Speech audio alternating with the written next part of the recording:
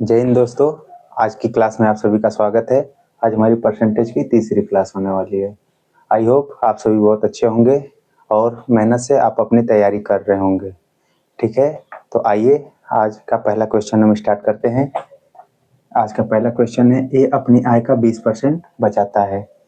यदि उसकी मासिक व्यय 6,000 रुपया है तो उसकी मासिक बचत बताइए। तो कोई भी काम अपने में 100% होता है। जो हमारी टोटल इनकम होती है वह एक्सपेंडिचर यानी हमारी खर्च, जो हमारा टोटल आय होता है वह हमारे खर्च प्लस बचत यानी सेविंग की क्या होता है, बराबर होता है। ठीक है, राइटिंग पे थोड़ा कम ध्यान दीजिएगा, राइटिंग उतनी खास अच्छी नहीं है। ये अपने आय का 20% बचाता है। तो अगर मान लेते हैं हम ए का टोटल आय, ए की टोटल आय 100% है।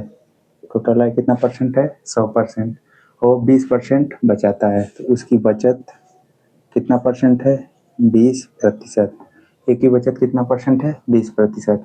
यदि उसका मासिक व्यय 6,000 रुपये है तो आप बताइए उसका व्यय यानी खर्च, उसका खर्च कितना होगा। अगर इनकम में से हम बचत को घटा दें, हमारी इनकम कितना है 100% और उसकी बचत कितनी हो रही है 20%।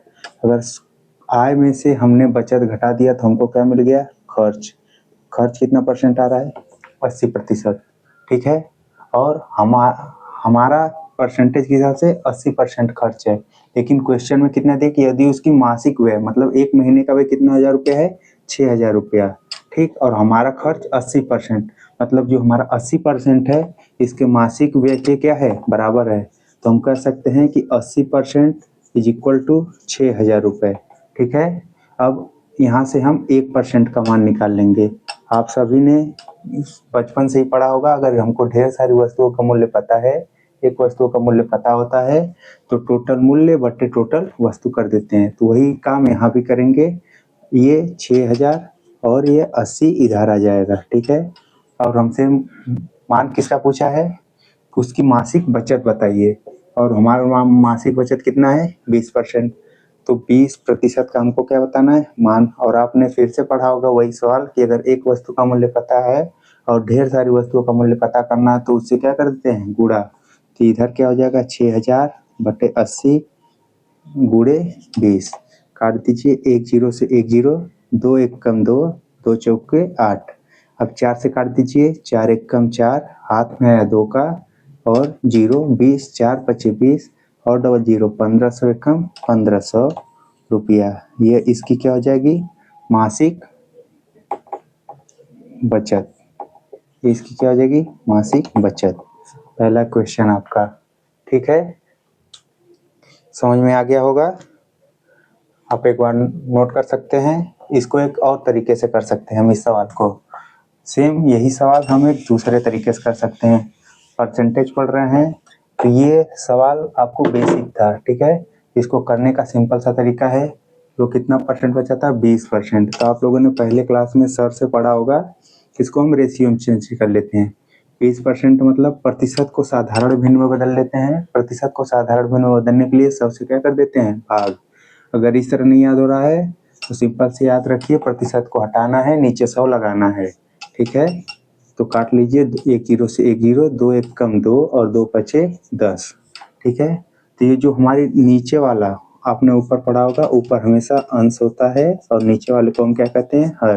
तो जो हमारा हर होता है ये टोटल का वैल्यू होता है। किसका वैल्यू होता है, टोटल का। मतलब हमारी टोटल इनकम, ठीक है, 5 रुपया। और जो ऊपर वाली वैल्यू आती, जो भी हमारे यहाँ दिया है ये ऊपर वाली वैल्यू आती है। हमारे को हमारा टोटल इनकम कितना रुपया है, 5 रुपया। और 1 रुपया क्या है, हमारी बचत। तो हमारा खर्च कितना हुआ होगा, 4। 5 में से 1 निकाल दे तो कितना बच गया, 4। ठीक है, और ये 4 का वैल्यू कितना दिया है, 6,000 रुपया। 4 का वैल्यू कितना दिया है, 6,000। तो हमसे पूछा किसका, उसकी मासिक बचत बताइए। उसकी मासिक क्या बताइए, बचत। अगर 5 में से 1 रुपया या सॉरी 5 में से 1 रुपया या खर्च कर दे, बचाता है। 5 में से 1 रुपया क्या कर देता है, बचाता है। तो खर्च कितना करता है, 4 रुपया। ये 4 का वैल्यू कितना है, 6,000। तो हमसे पूछा क्या है मासिक बचत, और हमारी बचत कितनी है 1 रुपया। तो 1 का मान निकालने के लिए 4 इसकी इधर क्या आ जाएगा, नीचे आ जाएगा। ठीक है, 4 से इसको हम काट देंगे, 4 एक कम 4, हाथ में 1 का 0 हो गया 20, 4 पचे 20, 1 का वैल्यू कितना आ गया 1500, और 1 हमारी किसकी वैल्यू थी, यह थी हमारी बचत। तो उसके महीने की बचत कितना हो गया 1500 रुपया। तो आप परीक्षा में इस तरह से सॉल्व करेंगे, आपको जो भी मेथड अच्छा लगा हो आप उस मेथड से सॉल्व कर सकते हैं। ठीक है, आप सभी को समझ में आ गया होगा। अगले क्वेश्चन की तरफ चलते हैं। अगर प्रतिशत को पढ़ना है, सवाल लगाना है, तो आप प्रतिशत को अच्छे से पढ़ लीजिए, अंकगणित आपकी लगभग तैयार हो जाएगी। आपका अगला क्वेश्चन है क्वेश्चन नंबर 2। ठीक है, एक चुनाव में रमेश को 52% मत मिले। एक चुनाव में रमेश को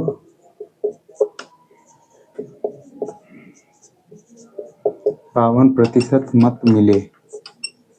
ठीक है, आगे, और वह सुरेश से 120 मतों से जीत गया, और वह सुरेश से 120 मतों से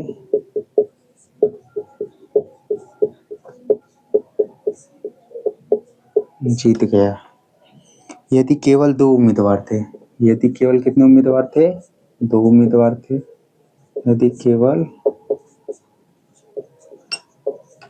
2 उम्मीदवार थे तो कुल कितने मत पड़े, तो कुल कितने मत पड़े। ठीक है, तो जब भी कोई चुनाव होता है तो उसमें कम से कम 2 लोग रहते हैं। ठीक है, 2 से अधिक लोग भी हो सकते हैं। तो यहाँ कितने लोग हैं, उस चुनाव में कितने उम्मीदवार हैं 2 उम्मीदवार। मान लिया पहले उम्मीदवार का नाम ए और दूसरा उम्मीदवार कौन है बी। ठीक है, तो मैंने आपको पहले ही बताया कि कोई भी काम हमेशा 100% होता है, कोई भी काम हमेशा कितना परसेंट होता है 100%। तो माना कुल मतों की संख्या, माना कुल मतों की संख्या, कुल मतों की संख्या कितना परसेंट होगी 100%। कोई भी काम हमेशा अपने में कितना परसेंट होता है 100%।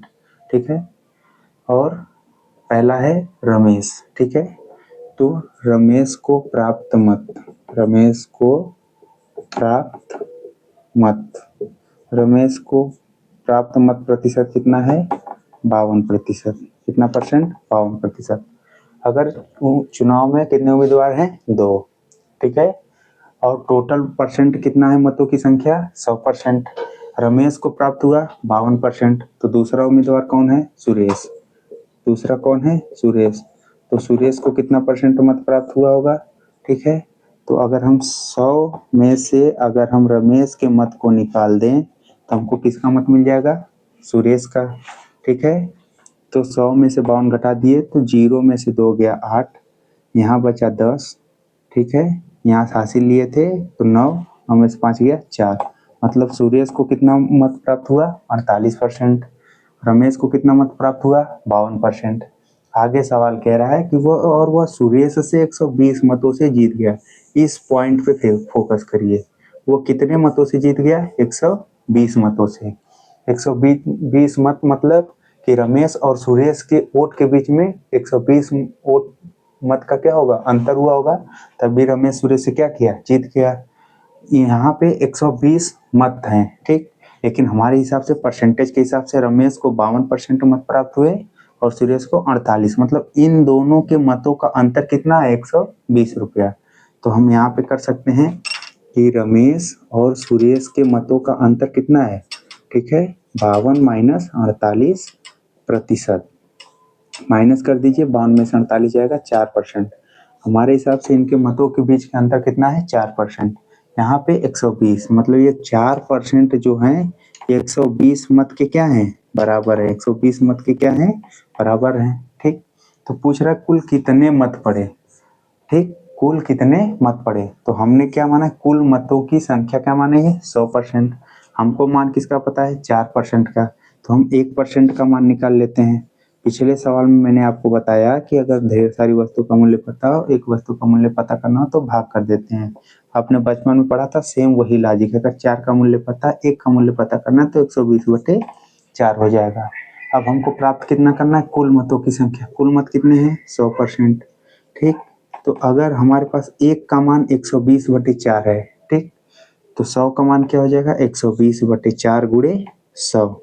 वही वाला कि अगर एक बिस्किट का मूल्य 5 रुपया है तो 2 बिस्किट का मूल्य 10 रुपया, 3 बिस्किट का मूल्य 15 रुपया। ऐसे 1 का मान 120/4 तो 100 का मान 120/4 गुणे 100। 100 से क्या हो जाएगा गुणा। अब काट कर दीजिए, 4 एकम 4, 4 तिहाई 12, 30 और 100 में गुणा करेंगे तो जब भी लास्ट में जीरो आता है तो इसमें गुणा नहीं करते हैं, पहला अंक लिख के लास्ट में जितने जीरो उतने जीरो क्या कर देते हैं, लगा देते हैं। तो कुल मत कितने हैं 3000। कुल मत कितने हैं 3000, ठीक। कुल मत कितने हैं 3000। यहाँ पे एक और क्वेश्चन भी आपसे पूछा जा सकता है कि इन दोनों के, ठीक है, पहला सुरेश को कितना मत मिला वो भी बता सकते हैं आप यहाँ से कि सुरेश को कितना मत मिला, रमेश को कितना मत मिला वो भी बता सकते हैं, ठीक है। वही जैसे 1% का मान निकल गया तो अब रमेश को कितने % मत प्राप्त हुए थे 52%। तो यहाँ पे हम किससे गुणा कर देंगे 52 से, तो ये किसके मत हो जाएंगे रमेश के मत। अगर सुरेश के मत पूछता तो यहाँ पे किससे गुणा कर देते 48 से, तो हमको किसके मत मिल जाते सुरेश के मत, ठीक है। समझ में आया। चलते हैं अगले क्वेश्चन की तरफ।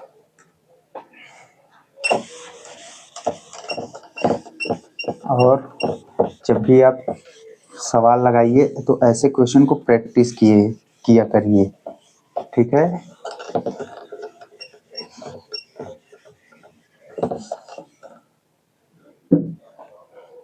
अगला क्वेश्चन है, यदि ए की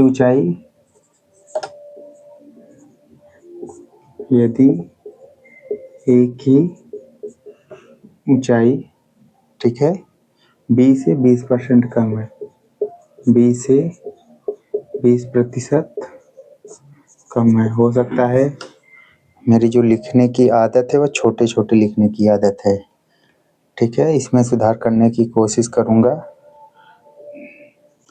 तो बी की ऊंचाई ए से कितने प्रतिशत कम है, ए से कितने प्रतिशत कम है, ठीक है। यदि ए की ऊंचाई बी से 20% कम है तो बी की ऊंचाई ए से कितने प्रतिशत अधिक है, अधिक है होगा, ए से कितने प्रतिशत अधिक है, ठीक है। यहाँ पे क्वेश्चन पे आप इनके शब्दों पर ध्यान दीजिए, किसकी ऊंचाई कम है, ए की ऊंचाई जो है बी से 20% कम है।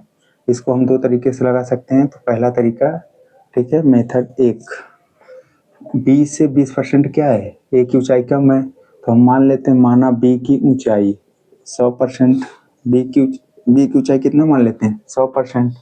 100 इसलिए मानते हैं क्योंकि 100 से मतलब कैलकुलेशन करना बहुत ही आसान हो जाता है। 100 से सीधा 10 कम है 10 ज़्यादा है, क्योंकि 100 का 10% 10 आएगा, 100 का 20% 20 आएगा, तो उसको सीधा कम कर सकते हैं, सीधा ज़्यादा कर सकते हैं, ठीक है। तो माना बी की ऊंचाई 100%। अब कह रहा है कि 20 से, ठीक है, 20 से 20% क्या है कम है, किसकी ऊंचाई ए की, 20 से 20% कम है किसकी ऊंचाई ए की। तो अगर बी की ऊंचाई 100% है तो ए की ऊंचाई कितनी हो जाएगी, इससे 100 का 20%, 100 का 20% क्या है कम है, 100 का 20% क्या है 100 का 20% कम है। तो 100 का पहले 20% निकाल लें, 100 का 20% मतलब, ठीक है, हल कर लेंगे, 100 से 100 20 कम है, तो 100 में से 20 घटा देंगे तो ए की ऊंचाई कितनी आ जाएगी 80%। कितनी प्रतिशत 80%। तो कह रहा है बी 80 आ जाएगी, ठीक है, 80% नहीं 80। तो बी की ऊंचाई अगर 100% है तो अपने में यह 100 होगा। तो बी की ऊंचाई ए से कितने प्रतिशत अधिक है, किसकी ऊंचाई, बी की ऊंचाई, किससे, ए से। एक चीज याद रखिएगा यहाँ पे, ठीक है, जिससे पूछा जाता है, जिससे पूछा जाता है, ठीक है, जिससे पूछा, जिसके पीछे से लगता है उसको हम नीचे लिखते हैं, जिसके पीछे से लगता है उसको कहाँ लिखते हैं, नीचे। तो ए से कितने प्रतिशत अधिक है, ए कितना है 80, बी कितना है 100, दोनों के बीच का अंतर कितना है 20, ठीक है, 20 20 क्या है, अधिक है, किससे अधिक है, किससे अधिक है, ए से अधिक है, किससे अधिक है, ए से, और ए की ऊंचाई कितनी है 80, ठीक। और जब भी हम प्रतिशत में बदलते हैं तो उसमें 100 से क्या कर देते हैं, गुणा, क्या कर देते हैं, गुणा, काट दीजिए, 0 से 0, 2 एक कम 2 और 2 चौक को 8, ठीक है, 4 से ऊपर काट दीजिए, 4 से काटेंगे तो 25, यानी अब 100 तो यहाँ प्रतिशत लग जाएगा, सॉरी, ठीक है, तो हो जाएगा 25%। मतलब कि जो बी की ऊंचाई से, ठीक है, बी की ऊंचाई से ए, ठीक है, ठीक है, सॉरी, ए से जो बी की ऊंचाई है वो 25% क्या है, अधिक है, ए से बी की ऊंचाई कितना परसेंट अधिक है, 20%, ठीक है। इसका एक और तरीके से कर सकते हैं जो एकदम शॉर्ट तरीका होगा, 20% मतलब इसको सॉल्व कर लीजिए, प्रतिशत मतलब 20% मतलब, ठीक है, प्रतिशत को साधारण भिन्न में बदलने के लिए सबसे क्या कर देते हैं, भाग, 0 से 0, 2 एक कम 2, 2 पचे 10, ठीक है। मैंने आपको पहले बताया जो नीचे वाले जो हमारी हर की वैल्यू होती है टोटल वैल्यू होती है, और जो ऊपर वाली वैल्यू होती है वह जो भी वैल्यू दिया रहता है उसका रहता है, ठीक है। तो यहाँ सवाल क्या है, ए की ऊंचाई बी से 20% कम है, ठीक, ए की ऊंचाई बी से 20% क्या है, कम है, तो ये एक कम है, कितना कम है, एक, तो ये टोटल बी का कितना आ गया 5, बी का कितना आ गया 5, एक क्या है, कम है, तो एक की ऊंचाई कितनी होगी 4, एक की कितनी होगी 4, तो कुछ है बी की ऊंचाई से एक कितने परसेंट अधिक है, दोनों के बीच का अंतर 1, ठीक। अब जिसके पीछे से लगा उसको कहाँ लिख देंगे, नीचे, तो 1/4, और प्रतिशत में बदलना है तो गुणे 100, और यहाँ हो जाएगा प्रतिशत, 4 से काट देंगे तो 25, कितना परसेंट, 25%। तो आपको जो भी मेथड अच्छा लगा हो, जो भी मेथड समझ में आएगा आप उस मेथड से कर सकते हैं, ठीक है। और अगर आपको सवाल, किसी भी सवाल में कोई कंफ्यूजन हो तो आप कमेंट में लिख सकते हैं, हम आपको उसका जो भी आपका कंफ्यूजन रहेगा, जो भी रहेगा हम आपका उसमें बता देंगे, ठीक है। अगला सवाल है क्वेश्चन नंबर 4, एक छात्र को पास होने के लिए 40% अंक चाहिए, एक छात्र को पास होने के लिए 40% अंक चाहिए, एक छात्र को पास होने के लिए 40% अंक चाहिए, एक छात्र को पास होने के लिए 40% अंक चाहिए, उसे 120 अंक मिलते हैं, उसे कितना अंक मिलते हैं, उसे 120 अंक मिलते हैं, उसे 120 अंक मिलते हैं, और वह 40 अंकों से फेल हो जाता है, और वह 40 अंकों से फेल हो जाता है,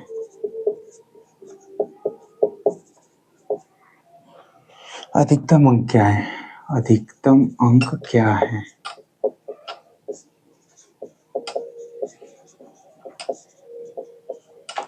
राइटिंग थोड़ी सी भद्दी हो सकती है, जल्दी जल्दी लिख रहे हैं, ठीक है।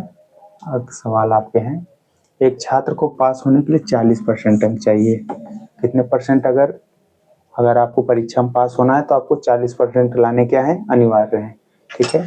और जो एक छात्र है परीक्षा में बैठा हुआ उसको 120 अंक मिलते हैं, कितने अंक मिलते हैं, 120 अंक मिलते हैं, यहाँ पर ध्यान दीजिएगा, यहाँ परसेंटेज में दिया है कि उसको 40% लाने हैं, लेकिन यहाँ पे उसके अंक दे दिए गए हैं, ठीक है, क्या दे दिए गए हैं, अंक, और वह 40 अंकों से फेल हो जाता है, कितने अंकों से फेल हो जाता है, 40 अंकों से। तो अधिकतम अंक मतलब मैक्सिमम मार्क, मतलब कि टोटल परीक्षा कितने नंबर की थी, ठीक है, वो पेपर कितने नंबर का था, आपसे पूछा गया है, ठीक।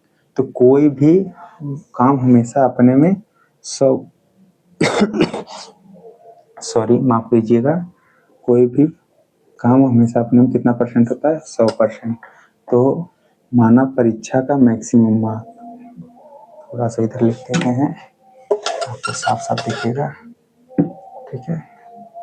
मानव परीक्षा का अधिकतम अंक, परीक्षा का अधिकतम अंक, ठीक है, परीक्षा का अधिकतम अंक प्रतिशत में ले लेते हैं, ठीक है।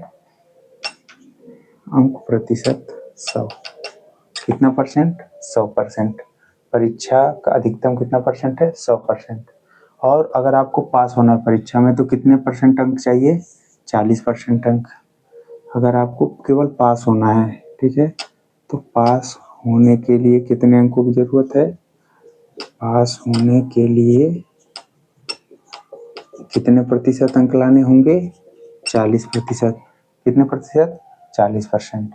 अब कह रहा है कि वो उसने 120 अंक मिलते हैं, जो छात्र बैठा था परीक्षा में उसको 120 अंक मिलते हैं। कितने अंक मिलते हैं, 120 अंक मिलते हैं। ध्यान दीजिएगा, यह प्रतिशत है और यह अंक है, ठीक है, यह संख्यात्मक मान है। और प्रतिशत जब भी होता है तो वह कंफर्म नहीं होता है, लेकिन 120 अंक क्या है, कंफर्म है। और कह रहा है कि और वह 40 अंकों से क्या हो जाता है, फेल हो जाता है। मतलब कि अगर वह 40 अंक और ला गया होता है, वो कितना अंक और लाया होता, 40 अंक, ठीक है, तो वह किसके बराबर हो गया होता, पास हो गया होता। वो क्या हो गया होता, पास होने के प्रतिशत के बराबर हो गया था, पास होने के प्रतिशत के क्या हो गया था, बराबर हो गया था। और पास होने के लिए उसे कितना परसेंट की जरूरत थी, 40%। तो हम पास होने की जगह 40% लिख सकते हैं, ठीक है। वह प्राप्त किया 120 अंक, फेल हो गया 40 अंक। मतलब कि अगर वह 40 अंक और लाता, कितना अंक और लाता, 40 अंक और लाता, तो वह क्या हो जाता, पास हो जाता। तो 120 अंक प्राप्त किए, 40 अंकों से फेल हो गया। तो अगर इन दोनों को हम आपस में जोड़ दें तो वह क्या हो जाएगा, पास हो जाएगा। तो इज इक्वल टू पास होने के लिए कितना परसेंट चाहिए, ठीक है। तो 40% का मान किसके बराबर है, 160 अंकों के बराबर है। कितने अंकों के बराबर है, 160 अंकों के। कह रहा है अधिकतम अंक, और अधिकतम अंक कितना है, 100%। तो 40% का मान पता है, तो 1% का मान निकालने के लिए 160/40, ठीक है। एक का मान, 1% का मान पता हो गया, तो कितने परसेंट का मान पता करना है, 100% का मान पता करना है। कितने परसेंट का मान पता करना है, 100% का। तो 160/40, और एक था तो यहाँ 1 से मल्टीप्लाई था, ठीक है, 1% था तो यहाँ 1 से मल्टीप्लाई था। अब 100 से का मान है तो 100 से मल्टीप्लाई कर देंगे, 2 जीरो से 2 जीरो कट गए, ठीक है। अब इसको काट दीजिए, 4 चौक को, सॉरी 40 था ना, गलती हो गई, इसके लिए सॉरी। 40 तो एक ही जीरो कटेगा, एक जीरो से कट गया, फिर 4 चौक को 16, 40 और 10 में 400। मतलब कुल कितने अंकों की परीक्षा थी, 400 अंकों की परीक्षा थी। कितने अंकों की परीक्षा थी, 400 अंकों की, ठीक है। 400 अंकों की क्या थी, परीक्षा थी, जिसमें वह 120 अंक प्राप्त किया था और 40 अंकों से फेल हो गया था, ठीक है। इसको एक और तरीके से कर सकते हैं, वह है हमारा, आप ऐसे समझ सकते हैं, लेकिन परीक्षा में हमको ज़्यादा टाइम नहीं मिलता है, ठीक है, तो उसको हम दूसरे तरीके से भी कर सकते हैं। 40% अंक चाहिए, ठीक है, कितने परसेंट अंक चाहिए, 40% अंक चाहिए। उसको क्या होना है, पास होना है, और इसको 20 अंक मिलते हैं और 40 अंकों से फेल हो जाता है। अधिकतम अंक का क्या है, हमको पता है कि अधिकतम अंक कोई भी काम हमेशा अपने में 100% होता है। 40% उसको प्राप्त हुए, 40% क्या हुए, प्राप्त हुए। सिंपल सा, इतना हमको लिखना नहीं है, बस लिखेंगे 40% बराबर इतने अंक उसको मिले और इतने अंकों से फेल हो गया। तो 120 + 40 करके डायरेक्ट इसको क्या कर देंगे, सॉल्व कर लेंगे, ठीक है। तो अगर आप प्रैक्टिस करेंगे बार बार तो ऐसे सवाल आपको समझाने में बहुत ज़्यादा समय लग रहा है तो आप इसको जल्दी से जल्दी कर सकते हैं। ठीक है, परीक्षा में जब भी आप बैठिए तो कोशिश करिए कि सवाल पहले समझ आ जाए, क्योंकि अगर आप सवाल समझ लेंगे तो आप उसको जल्दी से जल्दी कर लेंगे। ठीक है, आपका अगला सवाल है क्वेश्चन नंबर 5। क्वेश्चन नंबर 5, एक संख्या के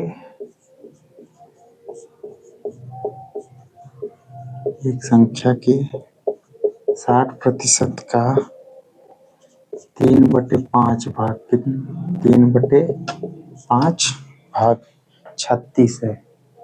3/5 भाग क्या है? 36 है। तो संख्या बताइए।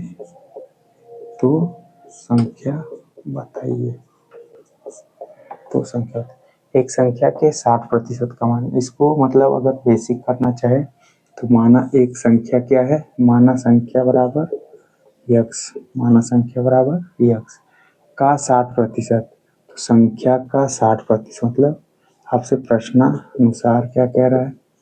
प्रश्नानुसार संख्या का 60%, फिर का मतलब क्या होता है? गुणा 3/5 भाग 36 है। मतलब जो भी हमारी संख्या है यक्स का मतलब गुणा 60% को साधारण भिन्न में बदलेंगे तो बटे 100 का 3/5 भाग 36 है। मतलब इन सब की वैल्यू किसके बराबर है? 36 के बराबर है। तो संख्या बताइए। तो संख्या में क्या माने? यक्स सॉल्व कर लीजिए इसको। 1 से 1 0 कट गया, 2 3 6, 2 25 10। ठीक, अब ऊपर का अंश में गुणा कर लेंगे तो 3 3 9 और 5 5 25 बराबर 36। अब ये भाग में है, इधर जाएगा तो क्या हो जाएगा?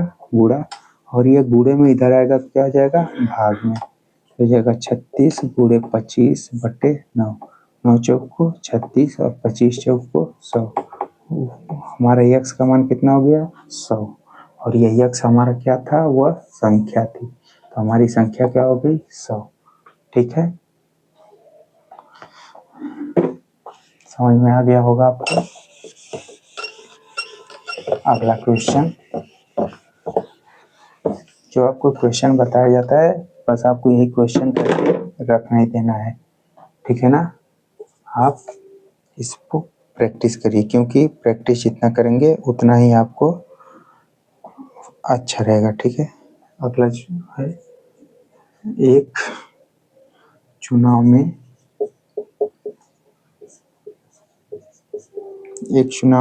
ए को 60% वोट मिले, ए को 60% मत मिले और वह 800 वोटों से जीता, और वह 800 मतों से क्या कर गया? जीता। कुल वोट कितने थे? कुल वोट यानी कुल मत कितने थे, आपसे ही पूछा गया। तो मैंने आपको जब पहला या दूसरा सवाल था तो मैंने बताया कि कोई भी काम अपने में 100% होता है। तो माना चुनाव में कुल मतों की संख्या 100% मान लेते हैं। कुल मत कितने हैं? 100%। अब चुनाव हमेशा एक से अधिक लोगों के बीच में होती है। ठीक है, 2 3 4 5 जो भी चुनाव में रह सकते हैं। ठीक है, तो ए को 60% मिले। कितने लोग थे चुनाव में? 2 लोग, ए और दूसरे को मान लेते हैं बी। कुल मत कितने हैं? 100%। ए को कितने मिले? 60%। ठीक, अब चुनाव में 2 लोग थे, ठीक है, ए और बी। अगर ए को 60% मत मिल गया तो बी को कितना मिला होगा? तो अगर हम टोटल कुल मत में से, ठीक है, कुल मत कितने हैं? 100 में से अगर ए का मत मैं घटा दूं, कुल मत में से अगर मैं ए को घटा दूं तो हमको किसका मत मिल जाएगा? बी का। तो बी का मत कितना हो गया? 40%। बी का कितना परसेंट मत हो गया? 40%। और कह रहा है कि वो 800 मतों से जीत गया। कौन जीत गया? ए। कौन जीत गया? ए। तो ए जीता कैसे होगा? ए को मिले थे 60%, बी को मिले हैं 40%। मतलब इन दोनों का अंतर, इन दोनों के परसेंटेज का अंतर ही क्या है? 800 है। क्योंकि ए 800 ज़्यादा पाया है बी से, तभी वो जीता है। तो यहाँ पे 800 मत ज़्यादा पाया है, और हमारे हिसाब से ए कितना ज़्यादा पाया है बी से? ए कितना ज़्यादा पाया बी से? 20%। 20%, ठीक है। तो ये 20% किसके बराबर है? 800 मतों के बराबर है। कितने मतों के? 800। तो कह रहा है कुल मत, कुल मत हम कितने माने हैं? 100%। 20% का मान पता है, 1% का मान पता करना है, तो 800/20। अब 100 का मान पता करना है, तो 100, तो इधर 100 से क्या हो जाएगा? गुणा हो जाएगा। 20 बचे 100, 8 बचे 40 और 2 जीरो। मतलब कुल मत कितने हैं? 4000 मत थे। कुल कितने मत थे? 4000, ठीक है। और उसमें से अगर आपसे पूछ दिया सवाल कि ए का मत बताइए, ए कितना मत प्राप्त किया, ठीक है। तो अगर ए का मत प्राप्त करना, तो ए की वैल्यू कितनी थी? 800/20। तो ए कितना मत प्राप्त किया था? 60%। तो किससे गुणा कर देंगे? 60 से। तो किसका मत आ जाएगा? ए का। अगर पूछ देता कि बी का मत बताइए, तो 1% का मान 800/20 था, और उसमें अगर हम 40, बी का कितना है? 40, तो हम 40 से गुणा कर देंगे, तो कितने, किसका मत आ जाएगा? बी का मत आ जाएगा, ठीक है। समझ में आ गया? चलते हैं अगले क्वेश्चन की तरफ। Question number 7।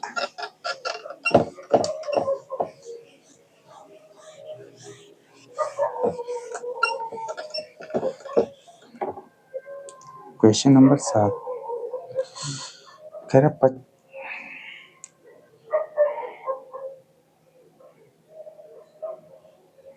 एक संख्या का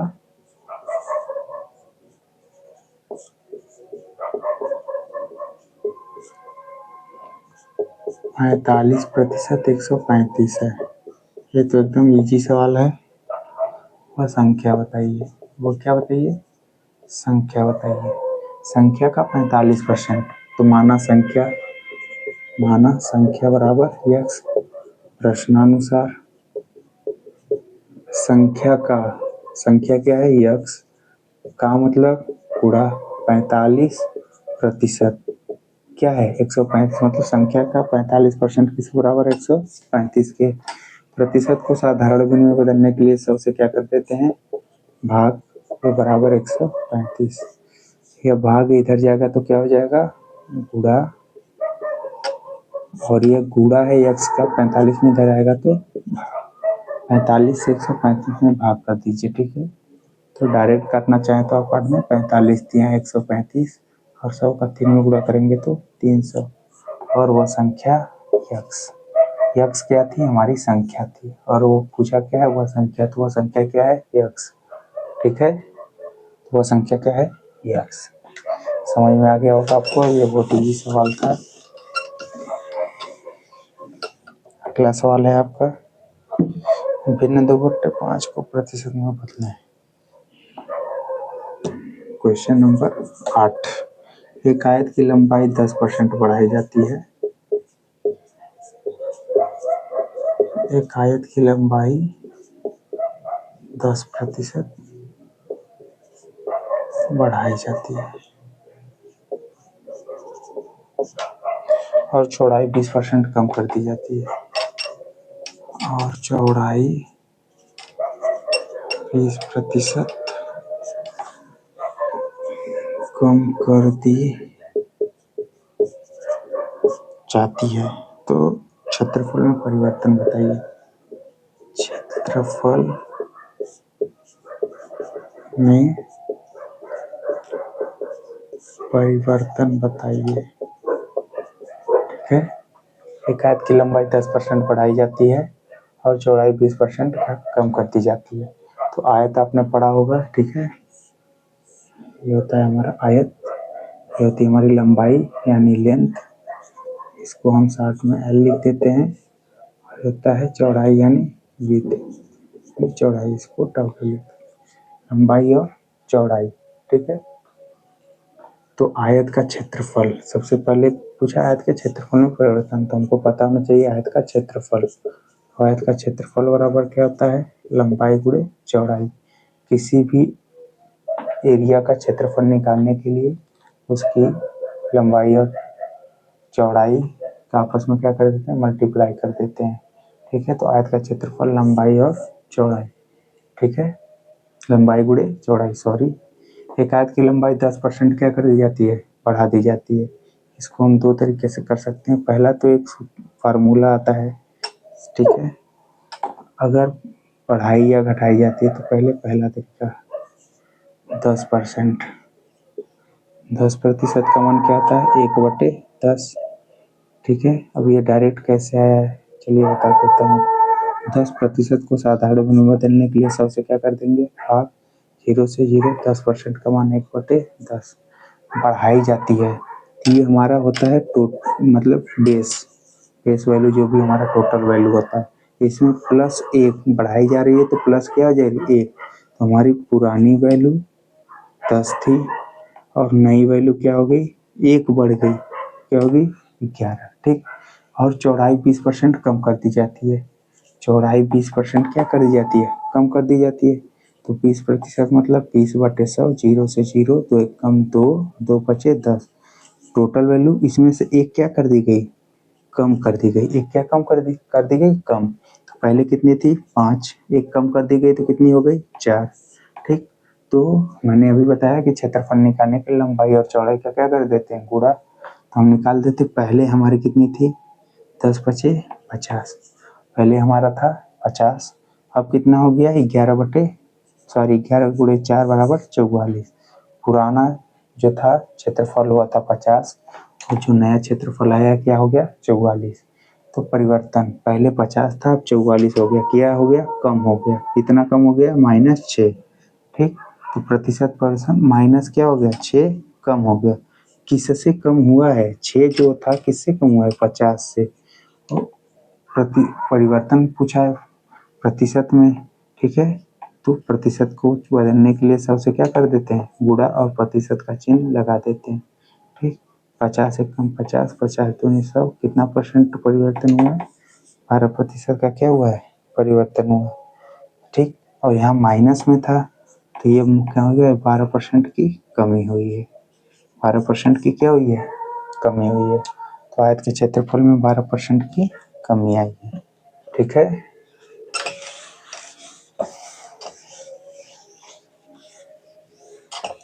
इसका एक फार्मूला भी आता है, ठीक है, प्रतिशत। अगर एक बढ़ाई जा रही है और एक क्या हो जा रही है, कमी कर दी जा रही है, तो बढ़ रही है तो प्लस होगा, ठीक, और घट रही है तो माइनस होगा। आपको पता है कोई भी चीज़ अगर बढ़ रही है तो प्लस में जाएगी और घट रही है तो माइनस में। ठीक है, तो 10 बढ़ रहा है, मान लिया कि जो बढ़ रहा है ये पहला x और दूसरा y। तो अगर +x और बढ़ रहा है, ठीक है, -y। ठीक, ठीक, फिर x इंटू वाई अपन 100, इस फार्मूले से भी हो जाएगा। ठीक है, तो आप इस फार्मूले से भी करना चाहें तो कर सकते हैं आप।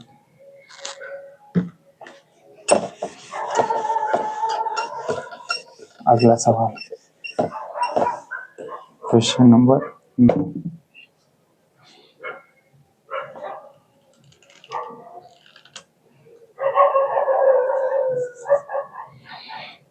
एक संख्या को 50% बढ़ाया गया।